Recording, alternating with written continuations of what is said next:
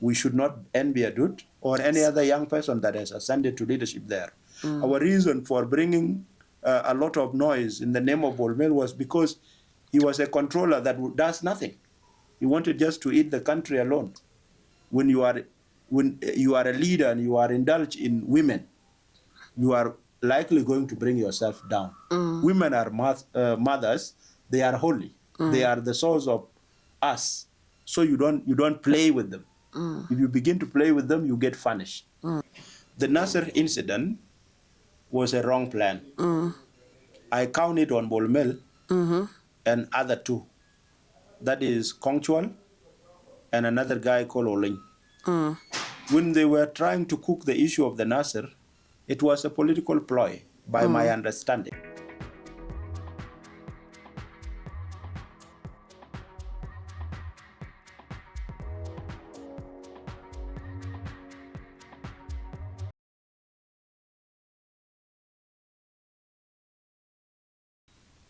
My name is Nyanwai Suzana, your host.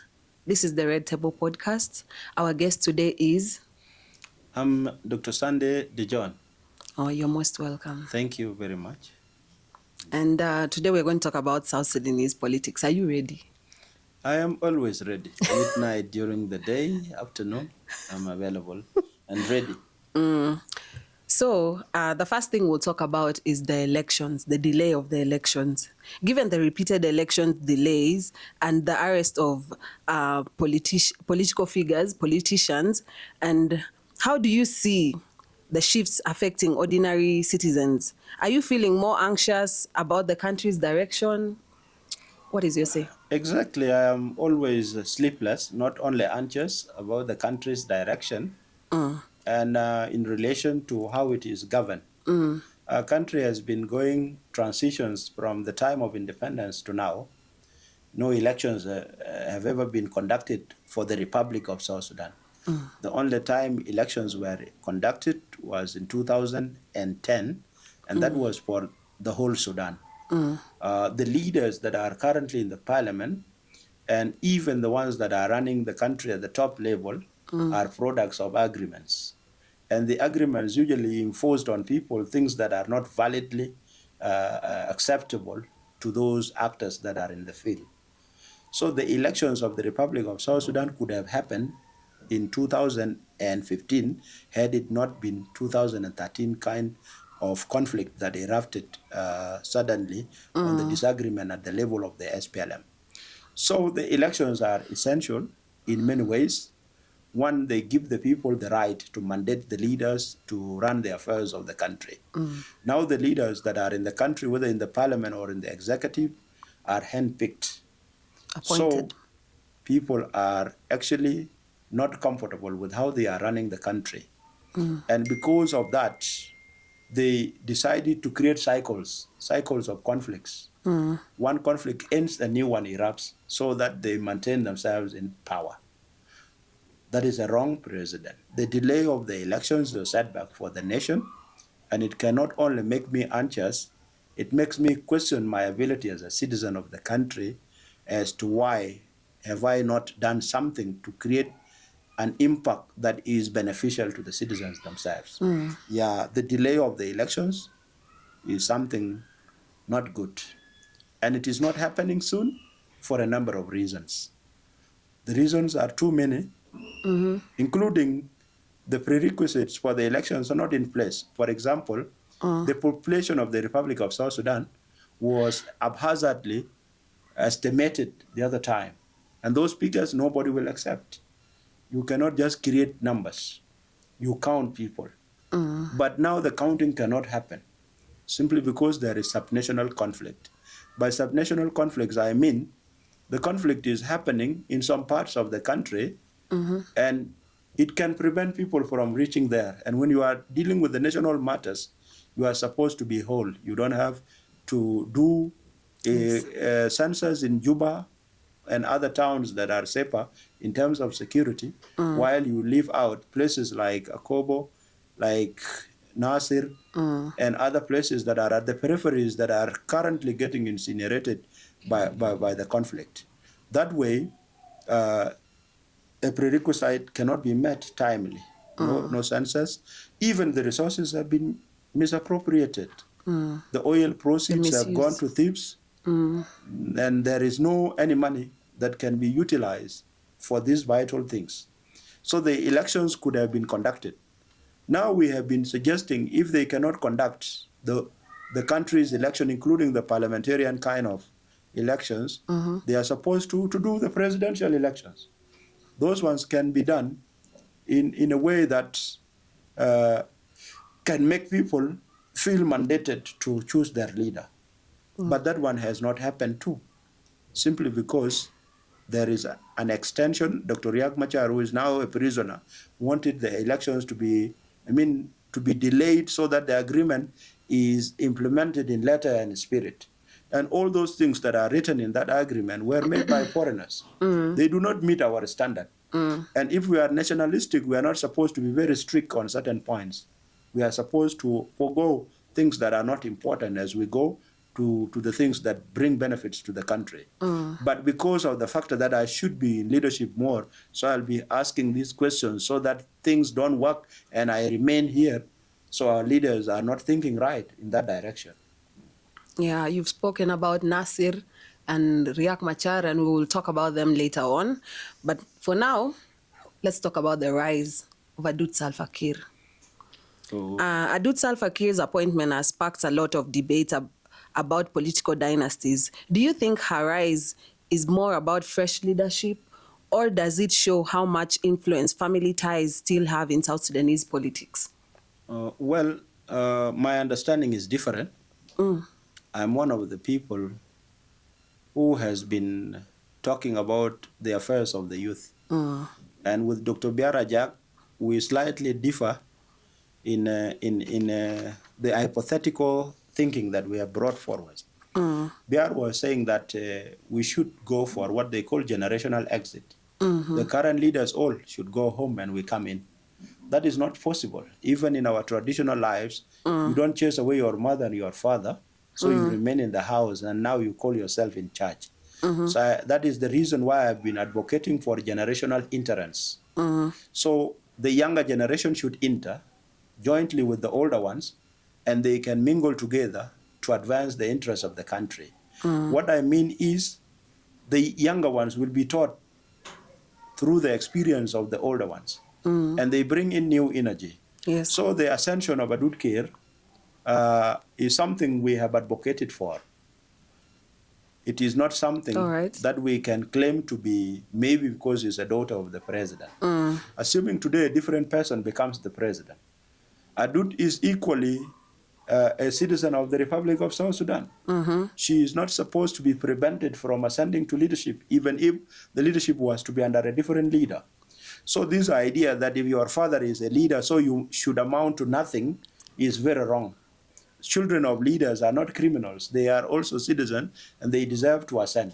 However, where we will question them is when they are using the status of their parents and the opportunities given to them to destroy the country. For the case of Adut, is somebody that was on the street. Her work on the street was to deliver services under her personal foundation. A person like that is somebody that we perceive, we don't know her colors because she has just risen to a position that she is in now. We don't know her true colors. She was doing a noble responsibility. If you bring water closer to people who are thirsty, if you are trying to dress some naked children, this is called responsibility. Yes. And if a person is like that, I wouldn't care whether they are children of president or not. They are equally citizens. They deserve to rise. Yes. So her rise has already given country a momentum. The momentum that we have seen is Adut is not a close leader. She is out there to meet the veterans. And veterans are not necessarily suffering from lack of what to eat. They are also suffering from isolation. If they see somebody comes to them, they'll feel sense of belonging. Yes. They'll feel like, okay, we are the part also of this whole thing. And then that one is enough to raise their psychology, so medically speaking, and they will even live long, even without being given any hands out. Adut also has involved herself currently in the affairs of the country, and we are seeing positive signs. Yes. A positive sign is when the country is crying and you give the solution and they begin to be euphoric, then you are giving a solution. So I don't condemn Adut, that she is a daughter of president, so she should not be a leader. Yes. She should be a leader with other leaders. Also, as a young person, Adut is a leeway for us. We can now have a role model. We can also have a voice that we can channel our ideas to the president through her. True. This is not a competition with the elders, but it is a charity. The elders also have their representative, like Tutkeo is another channel. If advisors are the real people that will power.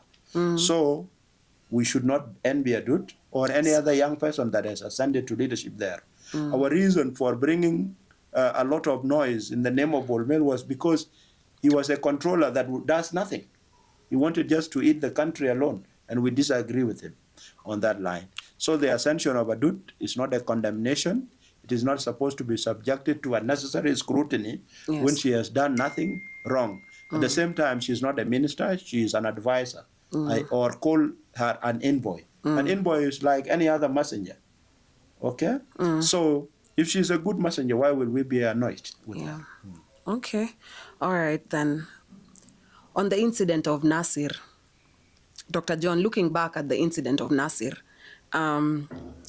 this same incident that led to Riek Machar's arrest, what do you think it revealed about the fragility of political alliances in South Sudan?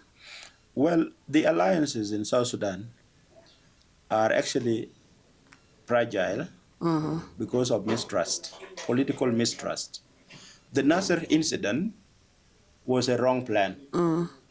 I count it on Bolmel and other two. That is Kongchual and another guy called Oling. When they were trying to cook the issue of the Nasser, it was a political ploy, by my understanding. Because Nasser is a strategic town, 30 kilometers away from Ethiopia, and there are two pathways that are very important. One is the river, the Boro and the Pipor confluence that now form the Sobat, and then you have a road to Ethiopia. This area can be a point of enemy entry if we were to have enemies. And strategically, it has to be protected properly. And to protect our territorial integrity, there is an institution mandated by the Constitution to do that. And that is our National Army. So this special brigade has been in Nasser for a long time. To change them does not warrant noise. It is a routine that happens with any military force. It can be changed today with the different forces. But the strategy that was put in place angered the local people because they perceived that the political part that is there, that there was to be integration of forces, has not happened. And now a different force is being brought. They perceive this force as unfriendly. More so, the force was made up of what they call Abu Shok. These are indigenous groups that protect their territory. And they are now being taken to replace the army. This has sparked the local people to react. That led to the fighting, that led to the elimination of the forces, including their commander, General Major Dak. They were victims of political actors, basically at the level of Bolmel. Now, Riek Machar tried his best. This idea that Riek killed Majur is a wrong explanation. Me, I don't subscribe to Riek. I don't agree with a lot of his principles. But justice is not supposed to be blind to see the realities that are happening on the ground. Riek was not in Nasser. By law, he is not a murderer. Yes. Even if he was to have the intent to do that, he didn't do it. First, he liaised with his people, and Major Dak was to be picked after he was realized he sustained bullet wounds during the clashes. Now the aircraft went there, and Major Dak also portrayed the highest level of patriotism and leadership by saying that the aircraft is small, cannot take all of us at once. So take my soldiers and pick me tomorrow. If he was picked on that particular day, he would not be dead now. And that means Riek was not having intention that he could have an afterthought later when Major remained behind because of his choice of leadership to take away his men first before himself, selflessness, to now think that I should kill Major. So the arrest of Dr. Riek is politically motivated. I can say it, and I am not ashamed, simply because it is true. It's politically motivated, and the ongoing trial was kangaroo at the onset, from the angle of Gangake, who drafted wrong charges, quoting wrong articles, bringing them to the court. That is a shame to the president. And that is why I've been calling that late president relieve himself from shame by releasing Riek. There is nothing to lose being a man of peace. President has portrayed this before. He has forgiven so many people that have done wrong. So why would he not do this for the case of Riek? And I call for his release for a number of reasons. Riek could be a culprit, but he is a force to reckon with. He is somebody with a huge following. With his absence in the leadership now, nobody is cautioning the perpetrators of conflict at the peripheries. If we really want peace, release him. The government of South Sudan, like John Garang said in 2005, that my father's house has so many rooms. It can accommodate all of us. South Sudan is so big, and even if it was to be war of resources, there are a lot of resources that nobody can die because we are competing over that. So the Nasir incident was bad. I condemned it in totality because it has led to the death of our people. Whether the actors as aggressors or the army itself, we are losers in double. Yes. That is not something we can support. But the aftermath that led to the arrest of leaders is not going to help the country. Country is supposed to be peaceful, and that can open up the path to progress. Yes. I can reason along this, but because of the length of time, we can leave it that way. All right, you spoke about Bolmel. Let's talk about him. You mentioned him. Bolmel's rise and fall. Well, Bolmel, I did not know him before. I have said it elsewhere. I knew him as a business personality that was running his affairs outside. But now he came to the political limelight. I even told you that he is one of our own because he is a young person like us. If there is a gap, it could not be like my gap with President Salva. It's much lesser. Okay. So we advocated for him to progress well, only for him to come and be greedy. Okay? And you know, if a leader wants to fall, they should indulge in three things. One, if they tell lies, definitely they will fall. And Bol was a liar. All the things he had mentioned did not work for the country. He was going to pay salaries every 24th day of a month, and it did not happen. He mentioned other things, like he was going to institute agricultural development for food security. He was going to generate a lot of revenues to complete the constructions of the infrastructure. All those were mentioned, but they were only lip services. If you will not do it, don't say it. That was one. If a leader is also indulged in love of money, he is likely going to fail. Because money, you think is a good tool, and then they take your mind and you begin to undermine the humans. The humans will rise, and the money cannot fight for you at that stage. When the humans have now rejected your money, they can come for you. He was also indulged in this. The third one is when you are a leader and you are indulged in women, you are likely going to bring yourself down. Women are mothers. They are holy. They are the source of us. So you don't play with them. If you begin to play with them, you get punished. Now he was ignoring young people. He was ignoring everybody, unless you are kind of a soulmate in some way that you can now be closer. And he was corrupt, not only in monetary terms, but administratively. He came and he installed his own wives in the key institution of the country. For example, the Council General in the Ministry of Justice to continue with the trial of Riek Machar. Another wife as the Director General of Medical Services or in the Ministry of Health. This was corruption. It was nepotistic.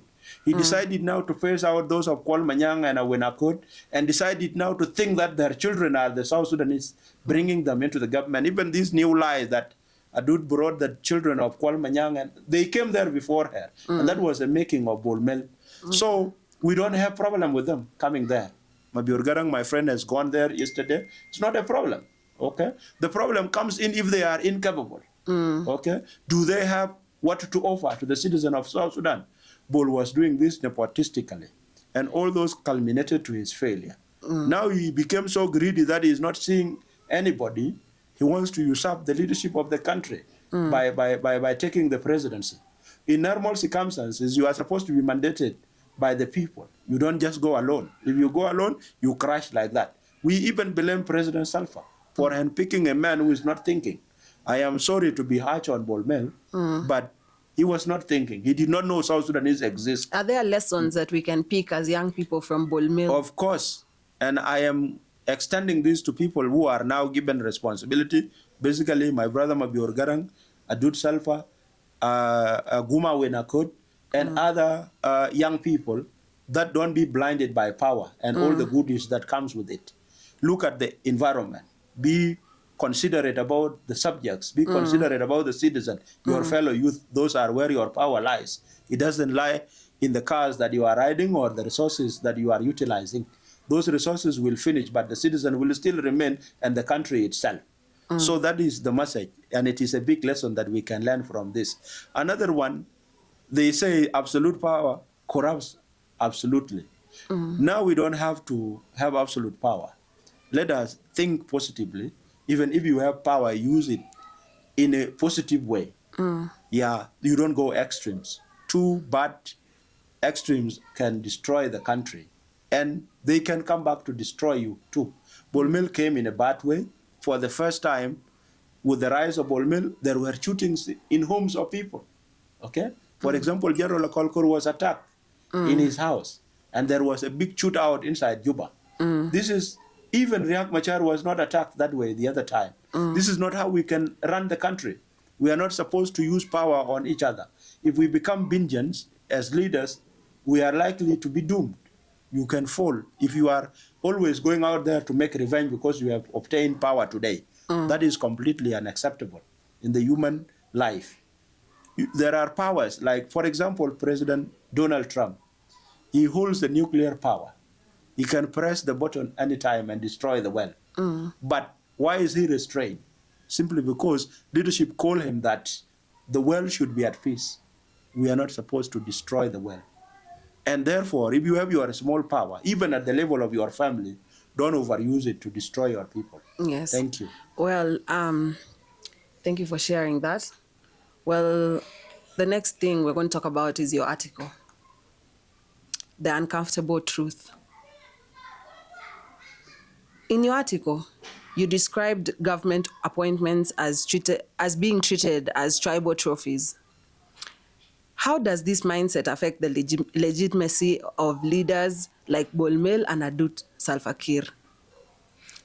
And you argue, let me just finish this part so you can just express yourself, explain everything in details. You argue that insecurity in government jobs breeds corruption.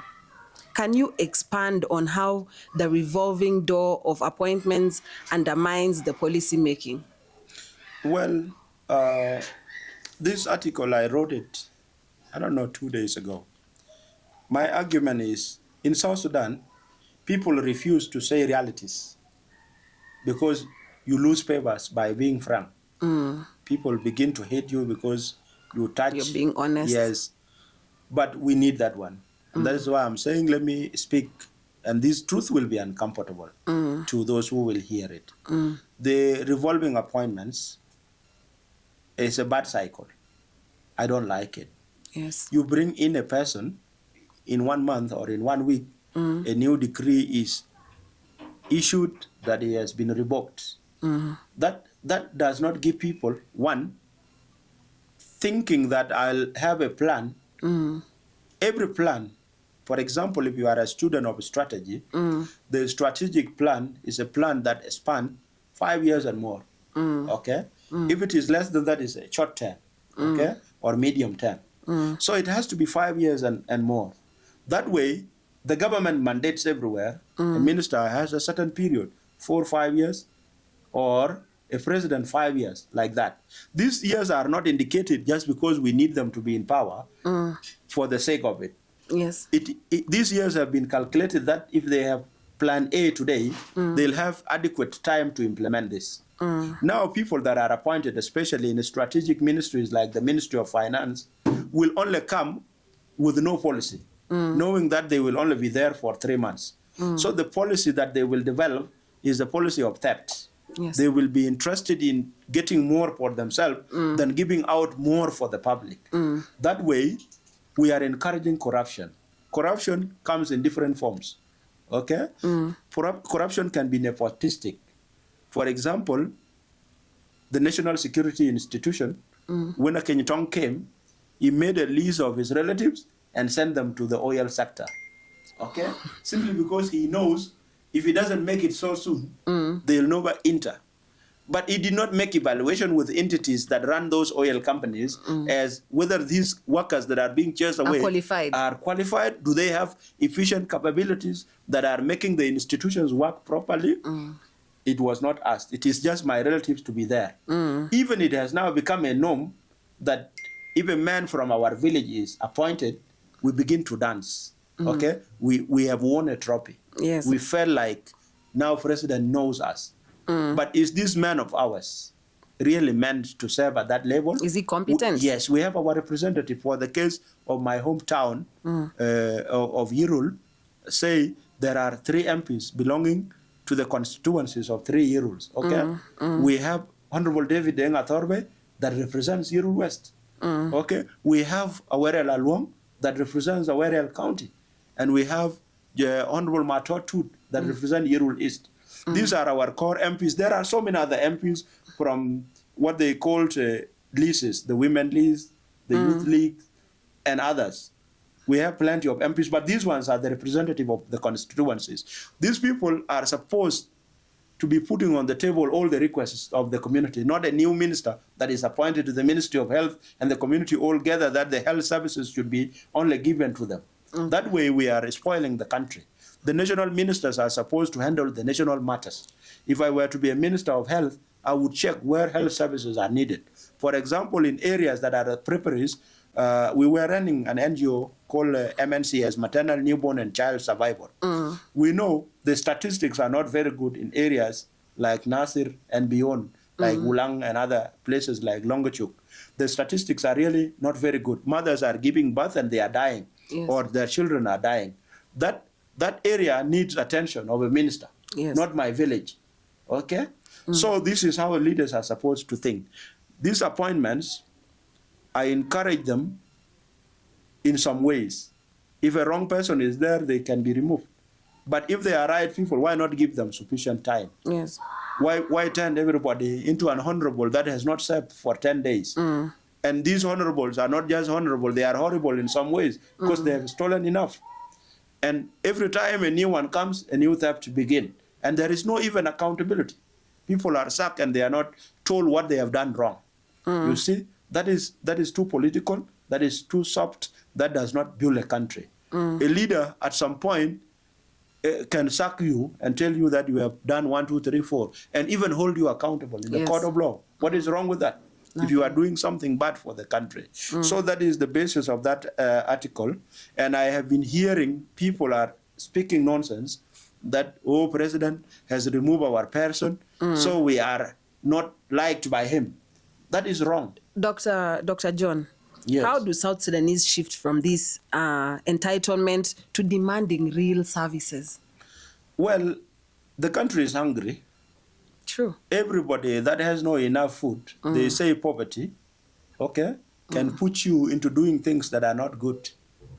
If you are stricken by poverty, you can steal, you can be a murderer, you can do things that are not commensurate with your dignity. Yes. So this conditioning that South Sudanese don't demand what is good for them, and they gang up to defend a person that gives them handout, will only be phased out, okay, when the leaders re-strategize and do things to the interest of the nation and not to the interest of the individuals. Yes. We celebrate thieves more than the heroes. Why? Okay? It's simply because we have been conditioned by anger that we only yawn when our ankle is yawning. Yes. That is a very wrong thing. Yeah. Okay, so how do you, who is in exile, how do exile and distance from South Sudan shape your perspective on these issues compared to those living inside the country, inside South Sudan? Well, there is nothing in exile that is good. Yes. First of all, when you are in exile, you have been deprived of the opportunity to help your people. You directly. cannot, yes, you can directly help your people if you are down there. Yes. It's not a must that you should be in the government to help people. For example, people have different skills. Yes. A man who has no education is not supposed to be considered somebody who has no skills. I know people in the cattle camp who make ropes for the cows. Others even treat cows. So those of us that are in exile, plenty of young people have a lot of skills. Yes. But the insecurity that has been created because some of the youth that I met here have not even committed any crime in the country. They have not talked about politics. Okay? They have only aired their opinion, and your personal enemy pick this as a matter and use the government institution, particularly the security agencies, to scare you off. So you run to the neighboring country, you remain stagnant there. You develop a lot of skills that are not impactful to the nation. Yes. Not everybody is supposed to be treated like that. There are specific political actors that might have wronged the nation. Yes. Those ones could be fit for exile. But what about these younger people? What is their reason of being in exile? Simply because they have expressed their opinion and bad words toward a certain person. Are there no courts? In law, if you have insulted somebody verbally, that is called a slander.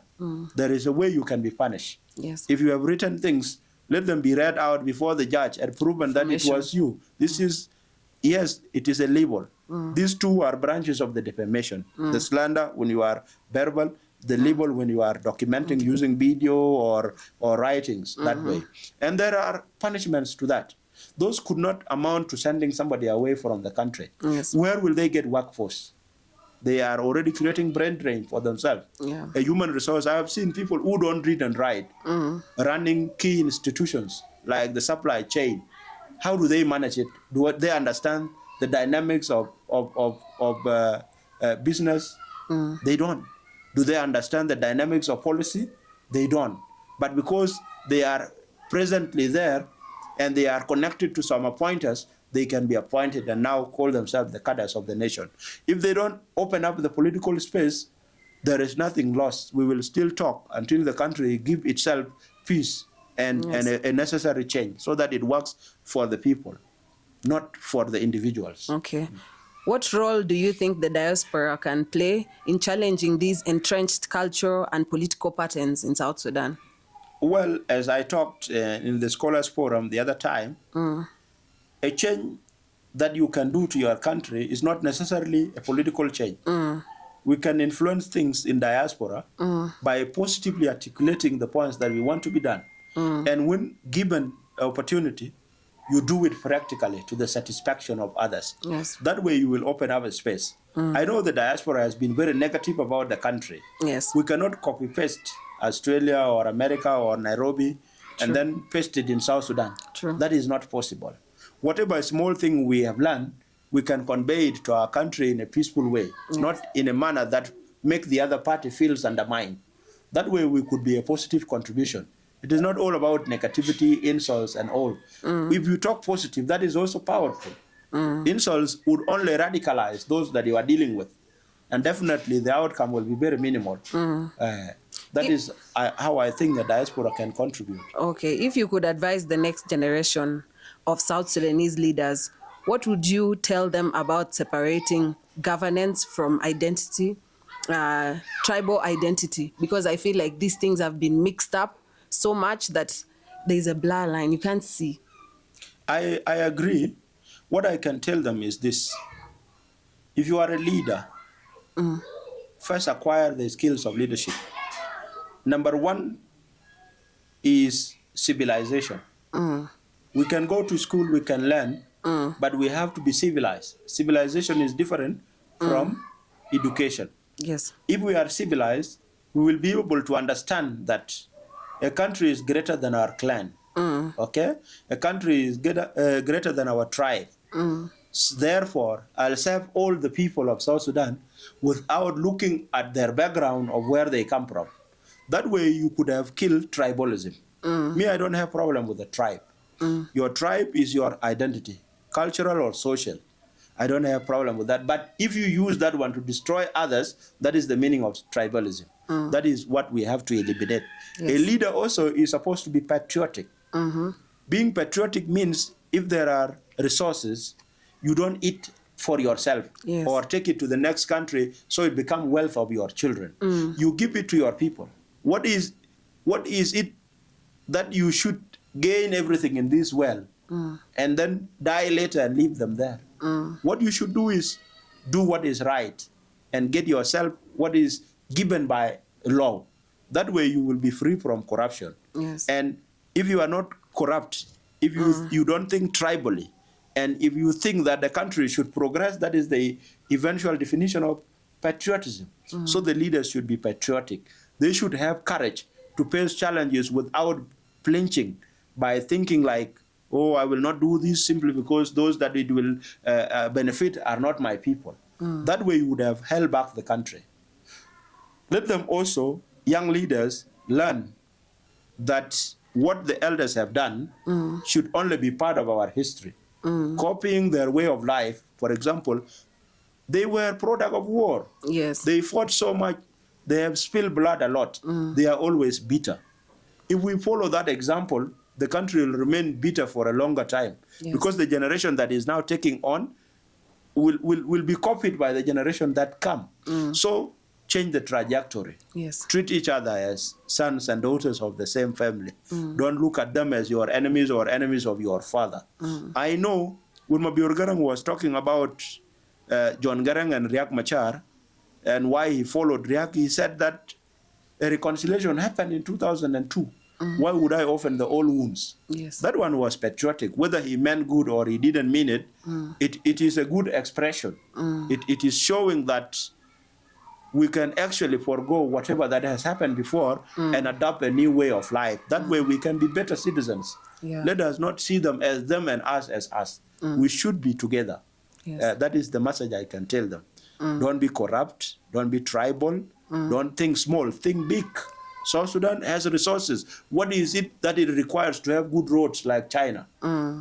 If you think along that line, you will be able to draw those resources to make a very good road, and nobody hates what is good. Okay? We have a lot of resources. We can develop that country. Dr. John, thank you so much. Your article is eye-opening, and I would like everyone to at least read it. It's really amazing, and I'm glad you came and shared this with us today. Thank you so much. Thank you also for having me. Wish to see you more as we talk about the affairs of our country. Yes. My last message is we need peace. Yes. Now, not tomorrow. And it begins with good examples inside Juba. Exactly. Those people that are arrested without charges and those that are being charged wrongly, let them be free.